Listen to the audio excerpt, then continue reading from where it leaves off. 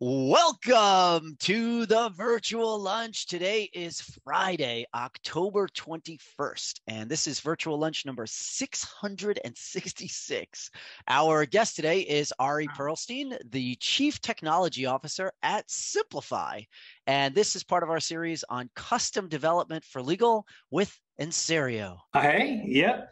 Working with Enserio, been partnered up with Cimplifi for a handful of months now, doing some solid work together. And yeah, pumped to have Ari on here to talk about innovation. Exciting. Also with Enserio, good seeing you again, Ari. So this is a fun double Ari. I am the Chief Technology Officer here at Cimplifi. I've been here almost 18 years. I've never had another job. I just built websites and networks and stuff when I was a kid around town. And back then you couldn't just go buy a router at a, Staples or whatever it is the way you can now. You had to build proxy servers and you had to, build some hardware, or if you needed a gaming computer, Dell wasn't really a thing yet. And so I would build computers and networks and that kind of stuff. And then through college, I built websites and, did some custom programming, helped some companies get along the way. And then after I graduated, a friend of mine was working in the city. I was waiting for a job to start at GE. They had this program called the Information Management Leadership Program, and it was going to start in January.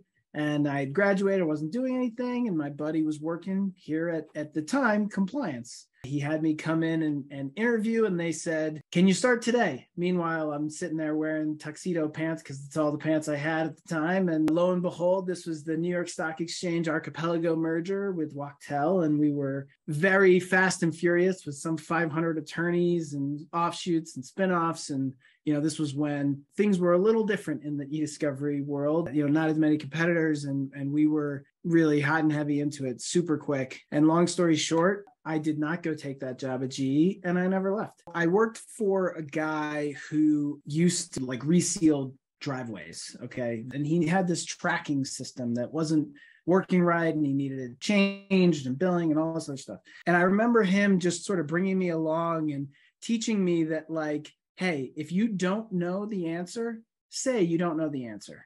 And if you feel like you can figure it out, tell me you feel like you can figure it out. Or maybe you need some help, or maybe there's some resource we can call on that, you can work with.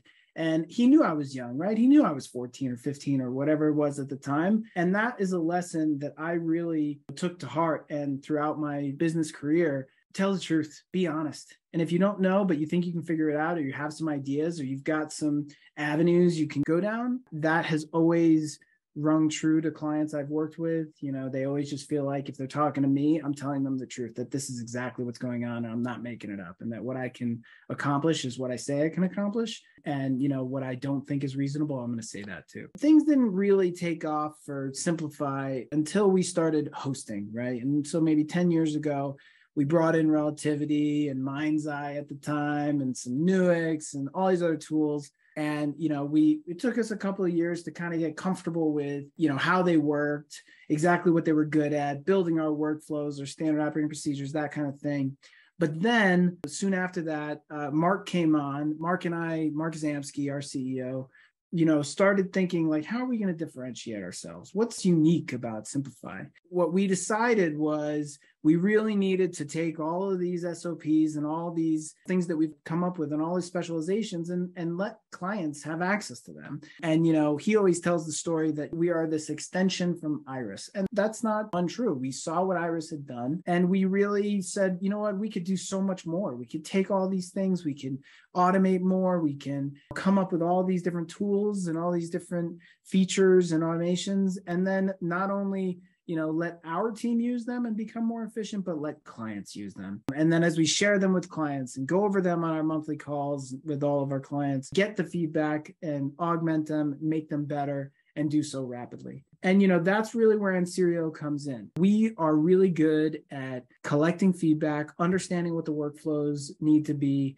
and taking that information, translating it into workable specs that Enserio can go build. Enserio is so good at being responsive and quick and, hey, we just need this tweak or this bug, or relativity broke this, or Azure changed that, make this tweak, make this thing, and give us a new wrap, drop it into relativity, or what have you. We've got, say, 40% of our dev is like internal facing, work order management, accounting, internal BI, payroll, billing, invoicing, things that would be very difficult to outsource for lots of reasons. So that stuff we typically insource. We do that ourselves. It's very custom to us, and it's not something that we would expose to a client. What we typically outsource are the pieces that a client is going to access, something that's not as custom specific to us. And again, that's where Engineerio shines, generalizing a product that we want to use internally as well as sell. Their product management team, their developers are excellent at,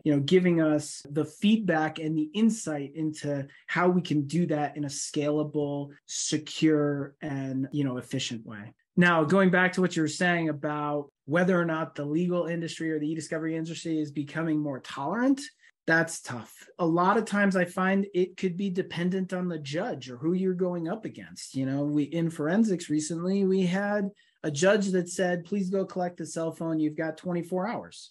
That is not the way cell phone collections in forensics go these days. That's just not how it works. I think in some ways, the corporations getting a little more involved in e-discovery directly that has brought more knowledge to their forefront. And so they have more understanding of what's happening in the business and what is reasonable. But at the same time, law firms are sometimes subject to a judge's decree that they can't get out of, regardless of how much, what is reasonable and what's not. I would kind of cut up two aspects of, the custom dev world. One is like full-fledged application development, right? That's what we do within Engineerio more often than not.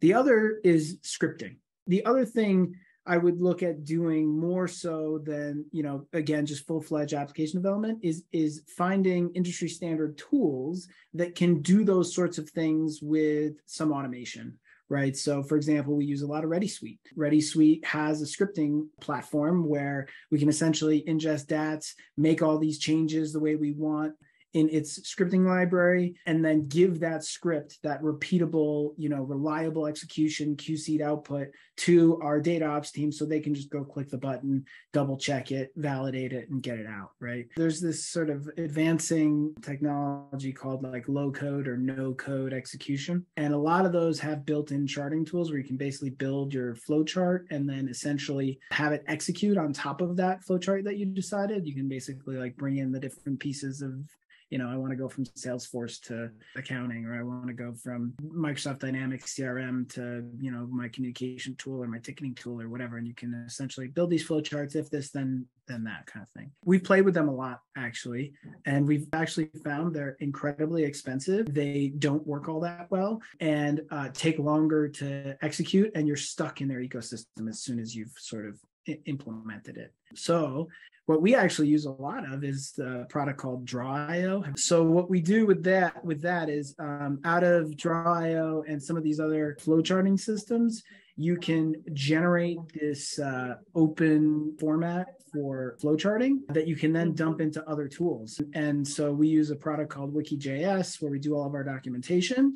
And Megan LaFrance, who's our custom dev / workflow change control director, takes these flowcharts that you create and then links each decision tree to a help document on the wiki. We love it. There are some no-code solutions that work really well, but they usually need to be simple. As soon as you've got a flowchart that's got a few steps in it, this low-code product typically doesn't execute either efficiently at a low cost or accomplish every piece of what you're trying to do. By the time you've actually got into these platforms and you're stuck in these platforms, you could have built it with even some PowerShell or something simple. Build your flowchart, talk to an internal dev or outsource to Engineerio and have them build it. And you're going to be faster, less expensive, long run, just in general. Ari Perlstein, everybody. What a fantastic discussion. Thank you so much, Ari. And thanks, of course, to Engineerio for supporting our series on custom development for legal. Lucky work for sure. Really appreciate everyone's time. And I hope you guys all have a great weekend.